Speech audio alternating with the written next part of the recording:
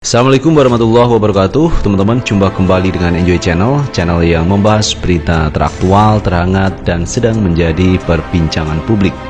Sahabat Enjoy Channel, kali ini kita akan membahas terkait Relkon KPU, juga kawal pemilu, serta jurdil 2024. Bagaimana perbandingan di antara tiga website tersebut.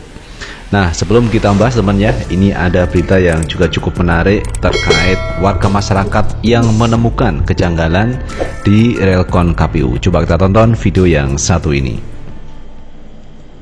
Ini pemilu kooperatif di Pontianak, John. Kita lihat sendiri. Ini Pontianak ya. Kalimantan Barat, Kota Pontianak. Pontianak Kota, Sungai Bangkong, TPS 27. Lihat. Di sini kita lihat total hak pilih 200 ya, 200 hak pilih total ya. Prabowo 490. Prabowo 490. Kita lihat di form C1 nya, oke? Form C1 Prabowo berapa? 90 tambah 400. Gila, tak alang-alang.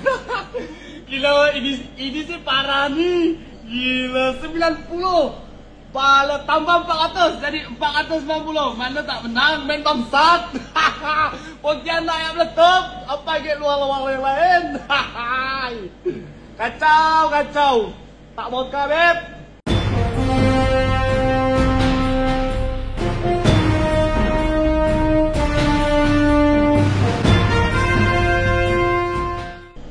Nah, itu teman, suara dari publik, dari masyarakat mengenai kejanggalan di Relkon KPU. Ada kesalahan penulisan atau memang faktor sengaja. Nah teman, dari laporan warga tadi coba kita lihat apakah sudah ada pembenahan di KPU mengenai data yang tadi disampaikan ya. Nah teman, coba kita lihat data di KPU ya. Ini sudah Pilpres, hitung suara, Provinsi Kalimantan Barat, Kabupaten Kota Pontianak, Kecamatan Pontianak Kota, Kelurahan Sungai Bangkong, TPS 027. Kita lihat di bawah teman ya.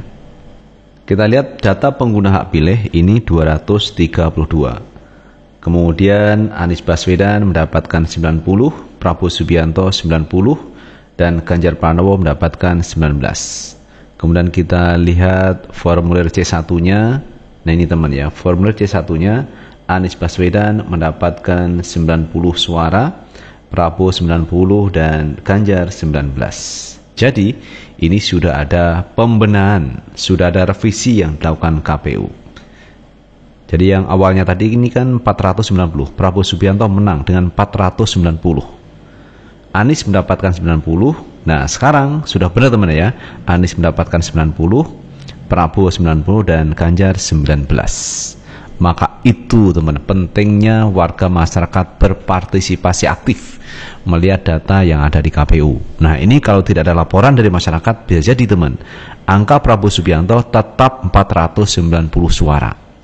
Nah bagaimana tidak menang kalau seperti ini teman ya, permainan angka yang luar biasa.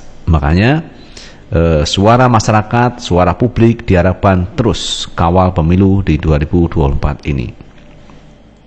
Oke teman, sekarang kita melihat ya hasil Pilpres kali ini. Suara yang sudah masuk di KPU berapa ini? Kita lihat hasil hitung suara pemilu presiden dan wakil presiden 2024.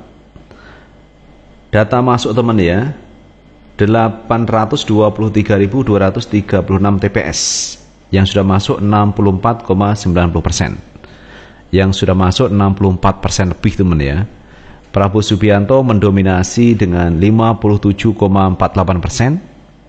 Kemudian Anies Baswedan mendapatkan 24,61%. Kemudian Ganjar Pranowo mendapatkan 17,91%. Jadi teman ya, yang menang Prabowo Subianto pada hari ini tanggal 17 Februari 2024 pada pukul 14 teman ya. Jadi yang menang Prabowo di data KPU. Sekarang coba kita lihat teman beberapa daerah ya. Kita lihat di Aceh ya. Di Aceh kita lihat teman hasil hitung suara pemilu presiden. Anies Baswedan mendominasi teman dengan 75,99%. Jadi Anies Baswedan menang telak di Aceh. Prabowo mendapatkan 21%, Ganjar mendapatkan 2,37%. Jadi di Aceh ini dimenangkan Anies Baswedan. Kemudian kita lihat lagi teman ya, di Kawal Pemilu, websitenya Kawal Pemilu kita lihat. Kita lihat teman, di Kawal Pemilu ini menunjukkan paslon 01 mendapatkan 29,87%. Prabowo Subianto mendapatkan 54,37%. Kemudian Ganjar mendapatkan 15,79%. Jadi ini di Kawal Pemilu teman, bahwa Pak Prabowo juga masih mendominasi di Kawal Pemilu. Kemudian kita lihat lagi di Jurdil 2024 teman ya. Kita lihat Jurdil 2024. TPS yang sudah masuk teman ya, 720. Prabowo Subianto yang warna pink teman ya. Nah ini Prabowo Subianto paslon 02 mendapatkan 36,42%. Kemudian Anies Baswedan mendapatkan 51,74%. Kemudian Ganjar mendapatkan 11,84%. Jadi di Jurdil 2024 ini Anies mendominasi teman, dengan perolehan yang cukup telak yaitu 51,74%, mengalahkan Prabowo Subianto. Prabowo hanya mendapatkan paslon 02 teman 36,42%. Jadi di Jurdil 2024 Anies menang atas Prabowo maupun Ganjar Pranowo. Oke teman, sekarang kita kembali ke Realcon KPU teman ya.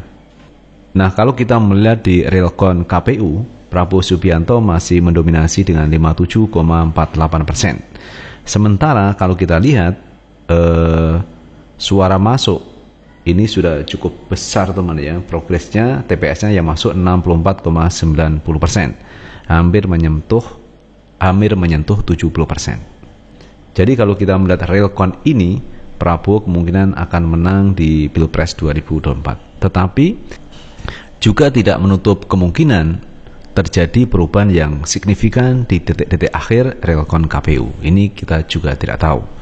Tetapi yang pasti pihak Amin teman ya, tim Amin ini sudah terus melakukan pengawalan, dan di internal survei Amin teman ini menunjukkan Anies Baswedan Muhaimin mendapatkan angka yang cukup signifikan, bisa mengantarkan di putaran kedua. Jadi pertanyaannya, apakah ini masih di putaran pertama atau nanti bisa masuk putaran kedua? Kalau putaran kedua yang menjadi head to head kemungkinan adalah Anies Baswedan melawan Prabowo Subianto.